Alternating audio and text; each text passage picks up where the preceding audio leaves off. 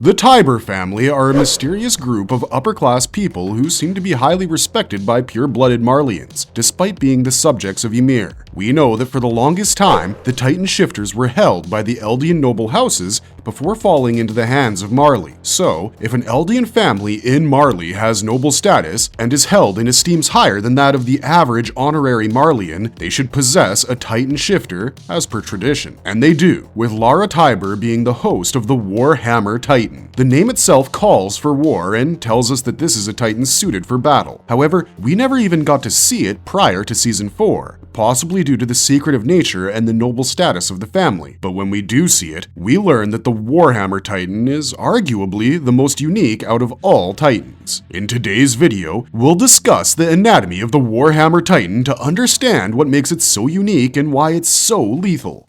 Who is the Warhammer Titan? Why was her identity such a big secret? During the golden days of the Eldian Empire, the power of the Titans and the Titan shifters allowed them to exterminate all of their enemies and practically rule the world. However, with no one left to oppose them, the noble houses of the Empire, each of which held a Titan shifter barring the founding Titan held by the Eldian royal family, began to fight one another. This was known as the Great Titan War. Ironically, this caused the very downfall the Empire was hoping to prevent with the Titans, as it opened the gates for a rebellion led by Eldia's biggest victim, Marley. But Marley couldn't go against Eldia themselves, they just didn't have the power. Instead, they were aided by the pacifist Eldian king Karl Fritz and the aristocratic Tiber family, who seemingly held the Warhammer Titan. The king's ideologies led to some subjects of Ymir being relocated within the walls of Paradise Island, while most of the remaining Eldians lived in Marley as refugees. However, the bad rep that Eldians had acquired for being able to turn into Titans and committing war crimes led to the Eldians being treated like second-class citizens in the country. They were segregated, ostracized, and used as tools of battle by Marley, as the country used their anatomies to utilize their Titan powers. However,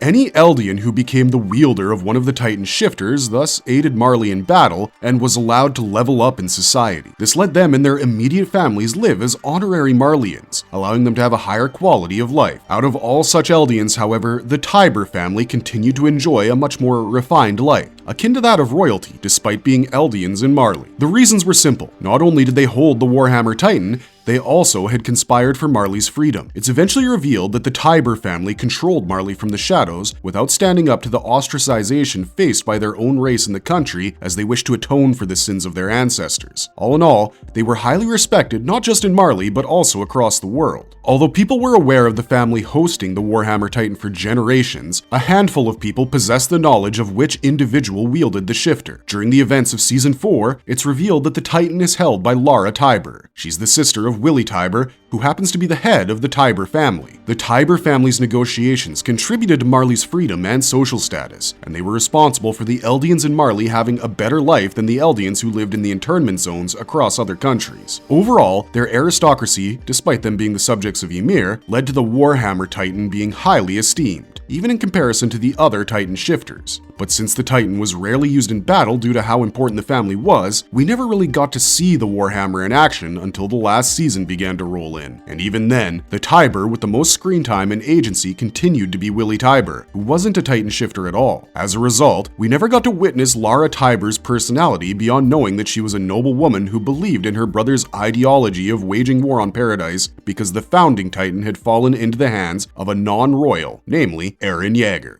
What is the Warhammer Titan's hardening technique? How is it different from the Armored Titan or female Titan's hardening? At some point during the time skip, the members of the Survey Corps had visited Marley, where they were appalled to witness just how much the subjects of Ymir and the so-called Island Devils from Paradise were hated. Well, they already knew about it on paper, but this was their first in-person experience of this hatred. This led to Eren Yeager somewhat deflecting from the policies of the Survey Corps as he began to operate individually. He eventually infiltrated the Marleyan army as a refugee Eldian and bided his time. After a while, Willie Tiber declared war on Paradise because the founding Titan had fallen into the hands of Eren, who was not of royal blood. This meant that if Eren were to gain access to the founding Titan's powers, he would not be restrained by Karl Fritz's vow of peace, and as such, would gain the ability to initiate the rumbling and destroy the world. In the very next second, Eren commenced his attack on Liberio, and by extension, Marley and the outside world. To take him down, Lara Tiber finally came into action as her brother had been eaten by Aaron's attack titan and shifted into her Warhammer form. Unfortunately for her, Aaron hardened his fists and began to decimate her with his punches before she could fully transform. Interestingly enough, this became a meme as Aaron violated anime law by attacking his opponent before their transformation was complete. To counter him, however, the semi-transformed Warhammer Titan generated a hardened, spiked pillar, which stabbed Aaron through his chest as it stood up and elevated Aaron above ground level. This brought Lara Tiber the necessary time to complete her transformation. She then created the massive and titular Warhammer of her shifter with Titan hardening and used it to behead Aaron's Titan, which led to his human body coming out of the nape. By this point, we've witnessed the very unique ability exclusive to the Warhammer itself. Not only is it the only Titan that can create weapons, it is also the only Titan that can create detached structures of hardening. The spikes Lara Tiber had created to impale Aaron originated from her body, but she could detach herself from it, specifically because the pillar was pure hardening and not an integral part of her Titan anatomy. Meanwhile, it is possible that the Warhammer she had created could be used by another Titan as well, since it wasn't attached to her body. She just has to be the one who creates it. After Annie was restrained by the Survey Corps, the remaining bits of her crystallized shell did not disappear like her deactivated Titan body, which allowed Hanji to analyze its material. In similar fashion, the Warhammer deactivating its Titan body would not necessarily lead to the disappearance of the weapon it has created. The likes of the Attack Titan, Beast Titan, and the Female Titan can only harden individual parts of their bodies. The Warhammer Titan has more in common with the Armored Titan, as both of them are wrapped in Titan hardening. However, it's been established that the Armored Titan has control over the parts of its body that it wants to keep armored up and the parts he wants to free when he needs to increase his mobility. At the same time, the Armored Titan is heavily defense-centric with its huge bulk, whereas the Warhammer seems to be more suited for offensive combat with its weaponry, as its body is comparatively leaner, which should allow it greater mobility. But then, we never really get to see the Warhammer being agile like the Female Titan, considering every Titan shifter is geared towards different forms of combat.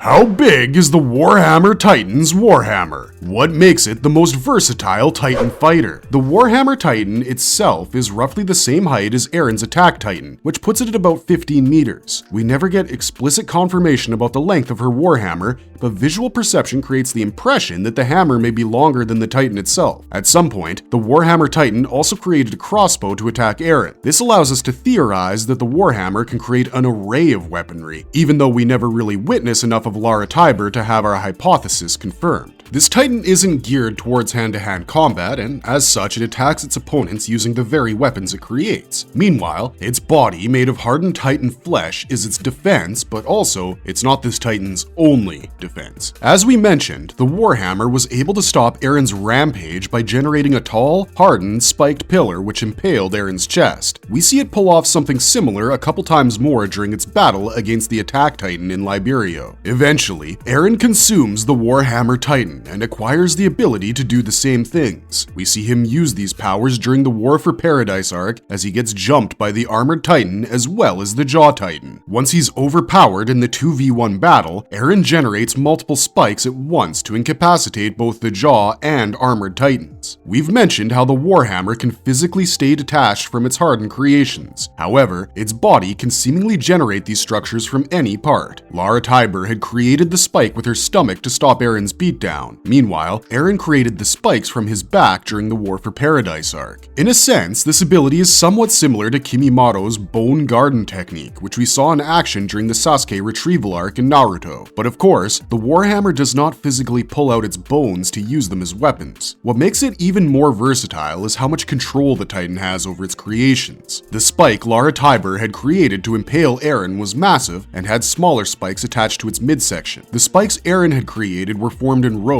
that could take out many opponents at once. So let's pit the Warhammer Titan against some of the other Titan shifters. Starting off with the Beast Titan, its hardened body should make it strong against the projectiles launched by Zeke. But we also know that Titan hardening is not much of a defense, as Zeke can tear it off, which he seemingly did as he would train with Reiner. And yet, the Warhammer should be able to counter the Beast projectiles by generating hardened projectiles of its own. It would need a very skilled wielder to pull this off, however, but assuming the wielder is skilled at flip pitching, the Warhammer should be able to pull off the same feat as the Beast Titan. During the Return to Shiganshina arc, Zeke broke off Titan hardening from Wall Maria and crushed them to decimate the Survey Corps. Meanwhile, the Warhammer would not even need to rely on an external source. Versus the Armored Titan, the Warhammer can arguably create weapons that can smash, or at least impact its hardening. But in this battle, there's a high chance of a stalemate with the Warhammer's weapon not being able to break the armor, which would eventually create an opening for the Armored Titan to attack. We are also aware of the fact that Reiner can pull off offensive combat, even if it's not his Titan's primary forte. If the Warhammer gets an altitude advantage over another Titan shifter and catches it from behind, similar to how the members of the Survey Corps fly to the nape of the Titans, it can create a spike to impale and take out the wielder of its opponent in one fell swoop. Its powerful hammer also allows it to smash and dismember the heads of Titans, which is what it does with the Attack Titan. It may not be able to do the same with Titans that have their head areas covered in hardening, such as the Jaw Titan, but the likes of the Attack Titan, Female Titan, Cart Titan, Soldier Emir's Jaw Titan, and the Beast Titan would be vulnerable to such an attack. It's specifically bad for the Cart Titan, as this Titan is a lot less elevated than the others, which can give the Warhammer the space to crash its hammer down on the cart. Luckily for Peak, she's on the same side as the Warhammer. All in all, there are a horde of things that the Warhammer Titan can pull off in theory, but whether it would actually succeed at these or not would depend highly on the person using it, and unfortunately, we never saw enough of Lara Tiber to know the true extent of her capabilities.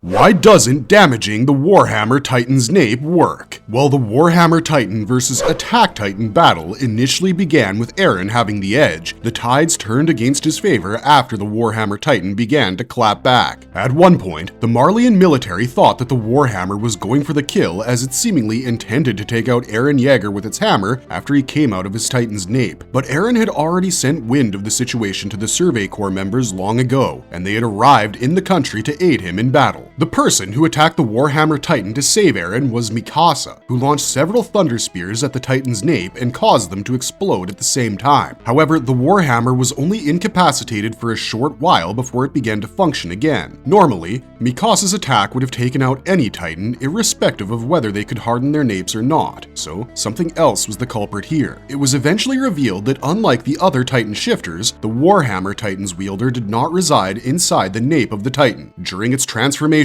it had generated from its feet up, which was unusual as most Titans generated from the nape. Eren used this information to conclude that the Titan's body had to be located somewhere below. Fortunately for him, he noticed a cable that went to the bottom of the stage while being attached to the Warhammer Titan's body. He pulled out the cable and found Lara Tiber enclosed within a crystallized shell similar to Annie's. As we already know, this shell is nearly impenetrable. Ultra-hard steel swords definitely don't work. Eren even broke his teeth on Lara Tiber's shell like he did on Annie's shell. Mikasa threw a thunder spear at the former as well, and it didn't even leave a scratch. To top that off, Lara Tiber had the ability to generate more spikes and reattach herself to her Titan body with the cable while being inside the crystal. In simpler terms, it could remotely control its Titan from its shell instead of being in a state similar to comatose like Annie was. The way the Marleyan military would speak of the Warhammer Titan would make you believe that it was one of the most overpowered and broken Titans when it came to power. Even after being attacked by Eren, who possessed the Attack Titan as well as the Founding Titan, the military was confident in the Warhammer's abilities. The biggest reason for this would be the fact that it bypassed the greatest Titan weakness by not residing in the nape, instead holding itself in an impenetrable cocoon. In conclusion, if the Warhammer Titan had been part of the Paradise Island operation as well, it would have been nearly impossible for it to be defeated or even restrained.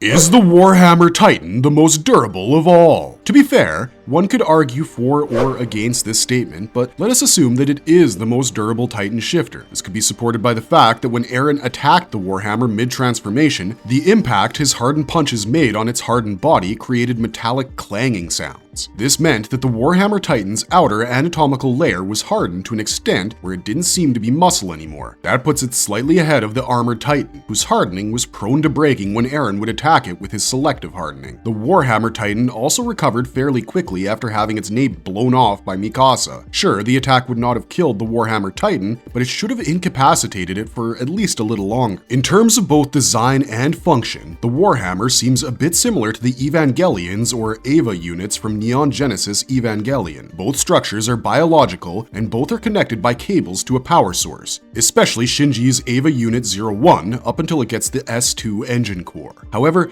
if the Eva's cable is detached, the Eva will operate for a few minutes before shutting down. On the other hand, Lara Tiber can remotely link her cable to her Titan body and attach it to her crystallized shell over and over again to keep fighting. So yes, it is the most durable Titan in a sense, but there's only so much it can endure. After Eren's allies arrived to help him, so did Lara's. This brought the Cart Titan and the Jaw Titan into the mix. Now, Porco Galliard's Jaw Titan had been experimented on unlike Ymir's Jaw Titan. As a result, it had a hardened head and jaw with hardened claws. We know that hardening versus hardening can go either way. However, the Jaw Titan's primary ability is to have a strong jaw and bite, which should ideally be powerful enough to crack hardening. This was supported by its claws as well. Eren, Mikasa, and Levi fought off the Jaw Titan while Eren had Lara Tiber's crystallized shell in his hand. To block one of the Jaw's clawed attacks, Eren shielded himself with the crystal shell. This was a simple reflex on his part, but it proved to reveal something much more interesting. The Jaw's claws had scratched the crystal, which meant that the Titan could be used to take out the Warhammer Titan once and for all. Ultimately, Eren dismembered the Jaw's limbs with help from Mikasa and used it as a nutcracker. He put the crystal in its mouth and forced its head to put enough pressure, causing the crystal to crack. In the end, blood and spinal fluid oozed out of Lara Tiber and Eren consumed everything, thus acquiring the power of the Warhammer Titan. So despite this Titan being so durable, hacked, hyped, and versatile, it ended up having minimal screen time. Why did the Warhammer Titan lose so easily? The Warhammer Titan's greatest weakness lies in its endurance, or lack thereof. This could be something inherent to the Titan form, as a Titan with so many hacks would need to have at least one drawback to balance things out. It could also be a result of Lara Tiber rarely engaging in combat, and as a result, having poor stamina as a fighter. The latter is highly possible because although Eren always had a decent amount of stamina in his Titan form, he really upped his game in Season 4, where he could leave the nape and regenerate around 3 times consecutively, which he did to bring himself out of the Warhammer's attacks that had impaled him, and it was not as if Eren could not transform more and more amidst that particular battle. He just didn't need to. Meanwhile, Lara Tiber felt the need to tap out after only 2 transformations. The other contributing factor to its early loss was something that was neither Eren's credit nor Lara's fault. It just so happened that Eren used her shell to defend himself from the Jaw Titan's attack. It could be called a critical mistake on the Jaw's part, but everything happened in the blink of an eye. It's also possible that the Warhammer Titan did not really train and work alongside the other shifters. They were not well versed with its abilities and weaknesses. They may have been aware of the things the Titan could do, but the likelihood of Porco being oblivious to his claws being able to scratch the Warhammer's shell was pretty high. The other Titan shifters were also rigorously trained as a result of the warrior program. In Paradise, Eren underwent a significant amount of training both as a Titan and a soldier to become a highly capable Titan shifter. Meanwhile, it is possible that as nobility, Lara did not partake in severe training and did not have the necessary experience to hold up to her peers. However, the reason why she was still held in high esteem and could take out many of the other Titan shifters was because her Titan was inherently better. If Lara did undergo similar training to the other Titan shifters, she could have defeated Eren's attack Titan. This is specifically because at that point, Eren did not have access to the powers of the Founder and could only utilize the abilities of one Titan. At the same time, Annie's female Titan was able to overpower Eren across several occasions. Granted, Eren did not have his selective hardening ability back then, but his having it at present would not be much of a problem for the Warhammer because its hardened body took minimal damage from Eren's punches. The part of the body that did take damage was the face, which had been attacked before it could harden. After Eren came back from Liberio, he was detained and held behind bars by the Survey Corps. During a dialogue with Hanji, Eren mentioned how he was in jail only because he himself agreed to it and wasn't breaking out. He could easily use the Warhammer's powers to break free, which he eventually did. And then, he used his Titan hardening to seal his escape route to keep himself safe and from being tracked. Needless to say, gaining these new powers proved to be a major boost for Eren, as he was not only able to escape, but also he could hold himself in a fight against 2 Titan shifters. Overall, it's safe to say that the Warhammer Titan could have been nearly invincible as an opponent if Lara Tiber was more experienced and had better luck in a world where the Jaw Titan did not accidentally scratch it. Marvelous verdict! Out of every Titan shifter, the Warhammer Titan seems to possess the highest amount of abilities that are unique to it, with a completely hardened body, weapon creation, detached creations, remote control, and an almost impenetrable defensive shell. And to be fair, if the Warhammer Titan had an experienced wielder, it probably would have made the story flow a lot less smoothly for the Survey Corps. But what are your thoughts on this? Do you think the Warhammer Titan is the most lethal combatant? Let us know your thoughts down below, and thanks for watching, stay safe out there, and have a marvelous day.